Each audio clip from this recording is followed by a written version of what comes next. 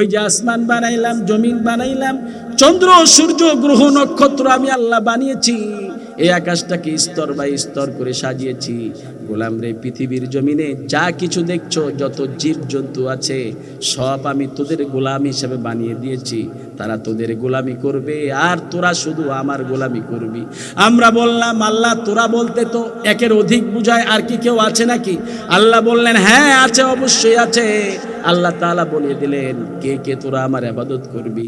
আল্লাহ বলছেন, ইয়া মা'আশারাল জিন্নি ওয়াল ইনসি ইন ইসতাতা'তুম আন তানফুদু মিন আকতারিস সামাওয়াতি ওয়াল আরদ ফানফুদু লা তানফুদুনা ইল্লা বিসুলতান। হে মানুষ এবং জিনেরা, তোরা শুধু আমার গোলামি করবি। এরপরও যদি আমার গোলামি করতে ভালো না লাগে, এত নাজ নিয়ামত পাওয়ার পরও যদি তোদের আমাদের দিকে মুখ ফিরিয়ে নেয়, আমার কাছ থেকে মুখ ফিরিয়ে নেয়, তাহলে ফানফুজু ইনিস্তাতাতুম আন তানফুজু মিন আকতারিস সামাওয়াতি ওয়াল আরদ, বেরিয়ে যা আমার এই সুন্দর পৃথিবী থেকে। ফাংফুজু, দেখ তোদের বাপ দাদাদের বানানো কোনো পৃথিবী আছে নাকি? ফাংফুজু, যা সেখানে চলে যা, কোনো আপত্তি থাকবে না। কিন্তু লা তানফুদুনা ইল্লা বিসুলতান, আল্লাহ তাআলা এই জায়গায় বলেছেন, পৃথিবীতে এমন কোনো জায়গা নাই যেখানে তোমার রব আল্লাহ তাআলার সূর্য আলো দেয় না। এমন কোনো স্থান নাই যেখানে আল্লাহ তাআলার প্রবাহমান বাতাস বয় না। আছে নাকি এমন জায়গা? আল্লাহ ছাড়া কোনো গতি নাই। আমরা বললাম, আল্লাহ আমরা ইবাদত করতে চাই। আল্লাহ বললেন, কেন ইবাদত করবি না? তাকিয়ে দেখ, নিয়ামত রাজি দিয়ে ভরিয়ে দিয়েছি। ও গোলাম রে, এত নিয়ামত দিলাম, নিয়ামতের শুকর আদায় করে শেষ করতে পারবি না। আল্লাহ বলছেন, স্তর বাই স্তরে আকাশটাকে আমি আল্লাহ সাজিয়ে দিয়েছি রে গোলাম। ওই আকাশটাকে শুধু এমনি স্তর বাই সাত আসমান বানাইলাম না, বরং ওই আকাশের মধ্যে চাঁদ সূরজ চন্দ্র গ্রহ নক্ষত্র তারকারাজি দিয়ে আমি আল্লাহ তাআলা ভরপুর করে দিয়েছি। সুবহানাল্লাহ বিহামদি। দেখ, খুঁটিহীন আকাশটাকে ঝুলন্ত অবস্থায় তোদের মাথার উপরে রাখলাম। তারপরে সময়, তারিখ, দিনক্ষণ সব কিছু আমি আল্লাহ তাআলা নির্ধারণ করে দিয়েছি। আল্লাহ রাব্বুল আলামিন বলছেন, গোলাম এগুলি সব আমি আল্লাহ দিলাম। ঘড়ির কারিগর, এই যে ঘড়ির টাইম দেখে আমরা বলি কারিগরের মাথায় যে কত বুদ্ধি। সব প্রশংসা পায় ঘড়ির কারিগর, কিন্তু প্রশংসা পাওয়ার দরকার কার? আল্লাহ তাআলার। আল্লাহ তাআলা দিনক্ষণ টাইম সব কিছু নির্ধারণ করে দিলেন। আজকে সভাপতি সাহেব বয়স কত? 34। এই যে বেশি বয়স না, ওনার 34 বছর বয়স। এই 34 বছর বয়স সহজে বলে ফেললাম। আমার মাদ্রাসায় থেকে মাহফিলে আসতে সময় লেগেছে 1 ঘন্টা। এই যে 1 ঘন্টা বললাম, এই সব তারিখ নির্ধারণ কে ঘটায় দিয়েছেন? আমার আল্লাহ। সুবহানাল্লাহ বলেন।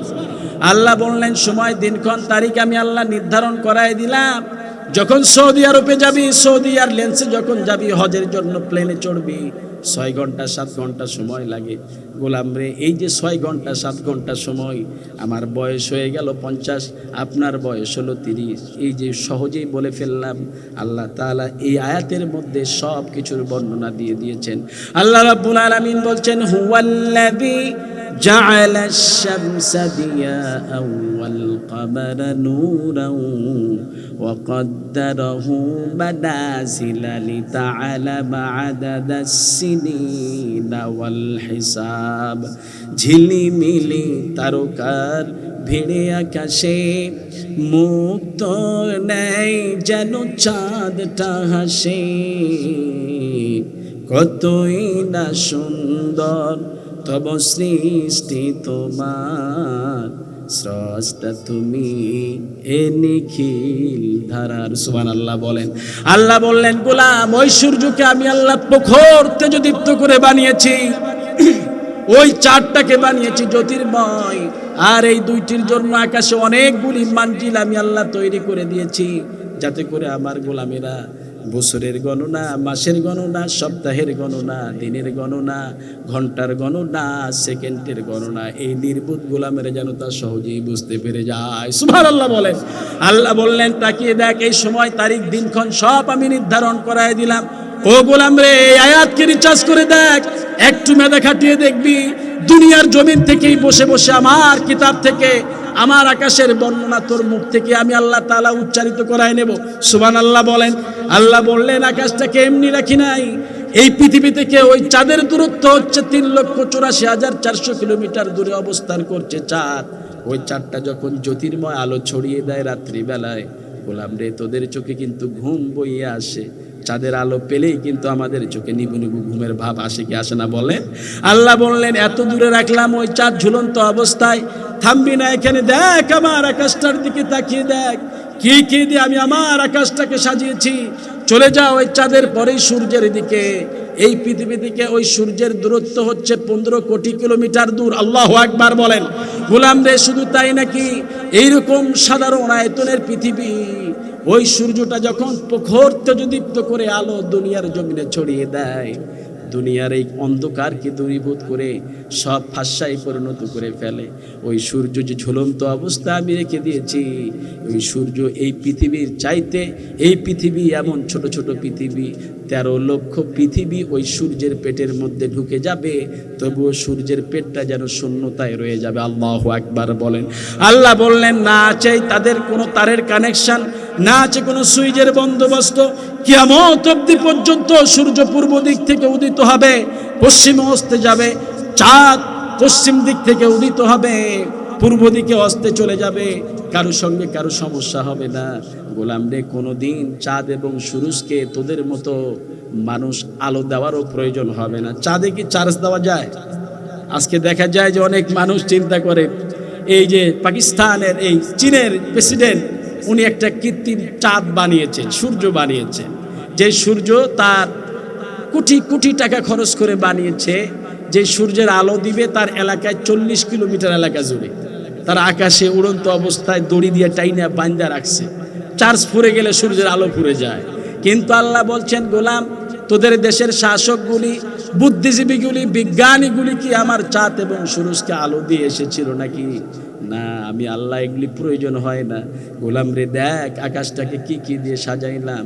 ওই সূর্যের পরেই চলে যা মঙ্গল গ্রহের দিকে। এই পৃথিবী থেকে যার দূরত্ব হচ্ছে 22 কোটি কিলোমিটার দূরে। আল্লাহু আকবার বলেন। মুসলমান ভাইরা আমার, আল্লাহ বললেন ওই মঙ্গল গ্রহের কাছে ওই রকম সূর্য, শত শত সূর্য মঙ্গল গ্রহের পেটের মধ্যে ঢুকে যাবে, তবু তার পেটটা যেন শূন্যতায় রয়ে যাবে। আল্লাহু আকবার। থামবি না গোলাম, এখানেই দেখ তার উপরে কি রেখেছি। আল্লাহ বলছেন মঙ্গল গ্রহের পরেই রয়েছে জুপিটার বা বৃহস্পতি গ্রহ।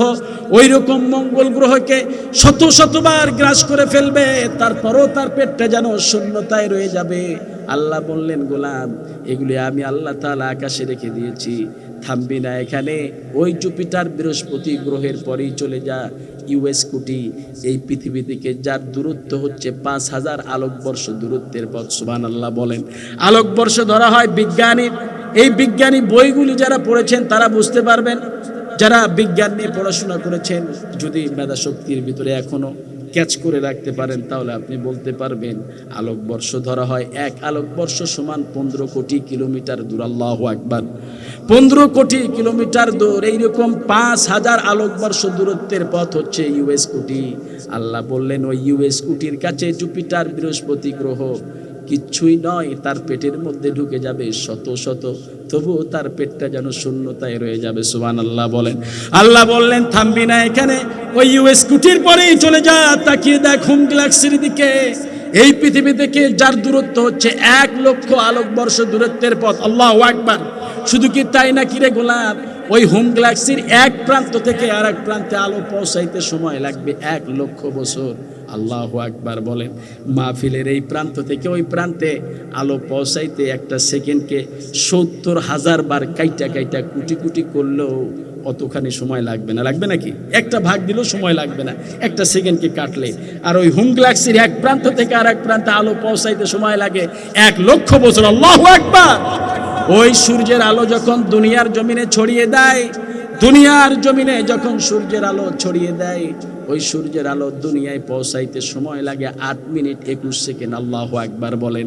গোলাম রে এগুলি আমি বানাইলাম।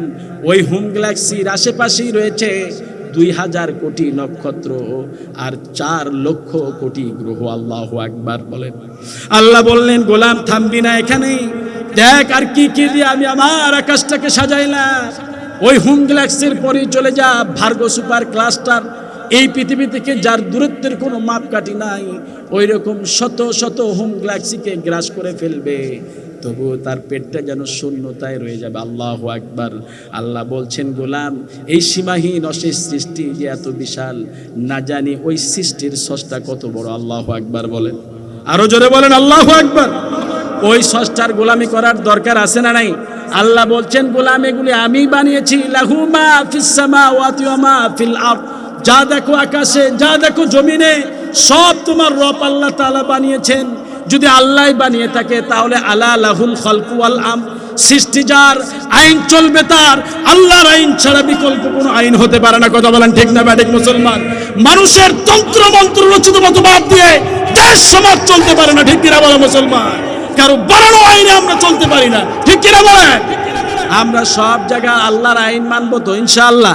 আল্লাহ কবুল করে নেন, পড়েন না আমিন।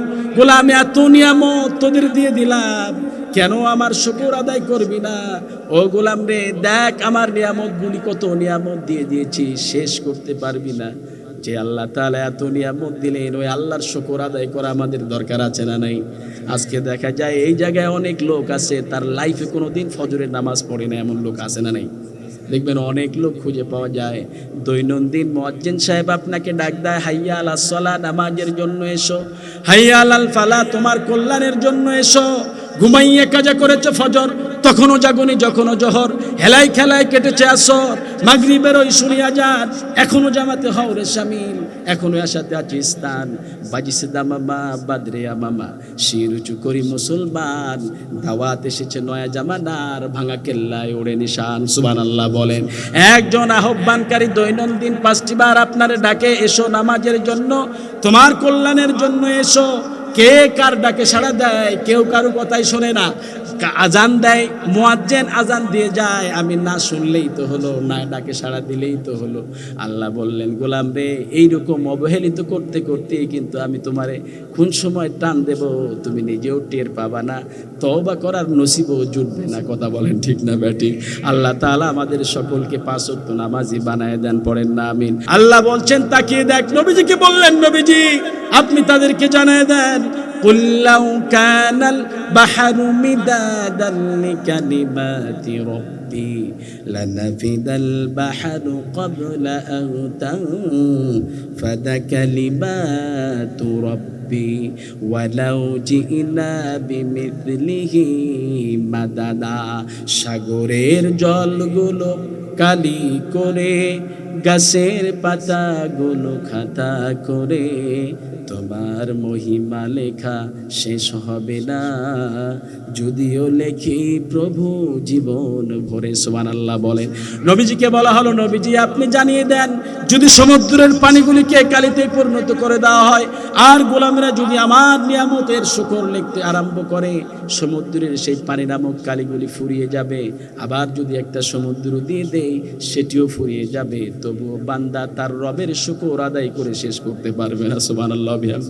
আল্লাহ বলছেন, এত নিয়ামত রাজি দিয়ে দিলাম, ও গোলাম নিজের দেহের মধ্যে তাকিয়ে দেখো কত নিয়ামত রাজি আমি আল্লাহ তোদের জন্য দিয়ে দিয়েছি। আল্লাহ বললেন, গোলাম আমার শুকর আদায় করো, নিয়ামতের শুকর আদায় করলি আমি আল্লাহ বাড়িয়ে দেব, আর শুকর না আদায় করলি আমি কিন্তু নিয়ামত ছিনায় নেব। আল্লাহ বলছেন, গোলাম রে, বিপদে পড়েছো, অসুস্থ হয়েছো, গোলাম কেউ তোমার কথা শোনে না, একাকিনী ঘরের মধ্যে নিঝুম অবস্থায় ঘুমিয়ে আছো, ঘুম চোখে আসে না, তোমার চোখে ঘুম আসে না, তোমার রবের জন্য তুমি দাঁড়িয়ে যাও নামাজের জন্য। যখন একলা নিঝুম, নেই চোখে ঘুম, একলা শূন্য ঘরে, তোমায় মনে পড়ে আল্লাহ, তোমায় মনে পড়ে। সুবহানাল্লাহ বলেন।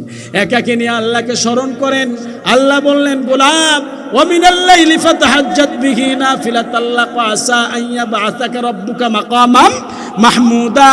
যখন তোমরা রাত্রি বেলায় ঘুমিয়ে পড়ো, রাতের কিছু অংশে তাহাজ্জুদের নামাজের জন্য দাঁড়িয়ে যাও, তাহলে মাকামাম মাহমুদা, তোমার রব আল্লাহ তাআলা তোমার সম্মান মর্যাদাকে বাড়িয়ে দিবেন। সুবহানাল্লাহ বলেন। আল্লাহ বললেন, নামাজের জন্য জায়নামাজ বিছিয়ে ফেলো, কেউ জানে না প্রাণের বিবি ঘুমিয়ে আছে, সন্তানগুলি ঘুমিয়ে আছে, তোমার আব্বা আম্মা ঘুমিয়ে আছে, তুমি বিপদে পড়েছো, অভাবগ্রস্ত হয়েছো, রোগ বেমার তোমারে চেপে বসেছে, তুমি জায়নামাজ বিছিয়ে সেজদায় তোমার রবের কাছে বলো, আল্লাহ তোমার কাছেই ধরা দিলাম, ও আল্লাহ আমার পাপের কারণে বুঝি আমার এই রোগগুলি এসেছে। আল্লাহ তুমি ছাড়া রোগ নিরাময় করার মতো কেউ নাই। ও আল্লাহ আমার এই বিপদ থেকে আপনি উদ্ধার করায় দেন। আল্লাহ বললেন, গোলাম রে, দুনিয়ার কোনো মানুষ তোর ওই নিঃশব্দ টের না পাইলো, আমি আল্লাহ তোর শব্দকে অবশ্যই টের পেয়ে যাই। তুই চেয়ে দেখবি আমি আল্লাহ তোর সব বিপদ থেকে উদ্ধার করায় দেব। সুবহানাল্লাহ বলেন। আল্লাহ বললেন, তুমি এত পাপ করেছো, এত গুনাহ করেছো, কেউ তোমার এই পাপের খবর জানে না। তোমার পাপের খবর যদি তোমার বিবি জানতো, তোমারে স্বামী বলে গ্রহণ করতে চাইতো না, তোমারে তালাক দেয়া অন্য জায়গায় ঘর সংসার বাঁধতো। তোমার এই পাপের খবর যদি তোমার সন্তানরা জানতে পারতো, তোমাকে আব্বা বলে ডাকতো না। এই পাপের খবর যদি তোমার গর্ভধারিণী মা 10 মাস 10 দিন যিনি পেটে ধারণ করেছেন, ওই মা যদি জানতে পারতো, ওই মা ঘৃণার চোখে তোমারে বলতো, তোর মতো পাপিষ্ট সন্তানকে আমি আমার পেটে ধারণ করেছি, মা আমি মা আমার বলতে ঘৃণা হয়, এরকম বলতো কি বলতো না বলেন? আল্লাহ বলছেন, সকল মানুষ তোকে তাড়িয়ে দিবে, সকল মানুষের দরজা তোর জন্য বন্ধ হয়ে যাবে। ও গোলাম, একটিবার রাত্রিবেলায় একটিবার আমার দরজার কড়া নেড়ে দেখ, তোর রব যে এত দয়াবান, তুই কড়া নাড়লে তোর রব রে ডাকলে তোর রব তোর জীবনের সব গুনাহ খাতাগুলি মাফ করে দিবে। এইরকম রবকে ডাকতে রাজি আছি তো ইনশাআল্লাহ। আল্লাহ তাআলা আমাদেরকে কবুল করে নেন। পড়ছি আমিন।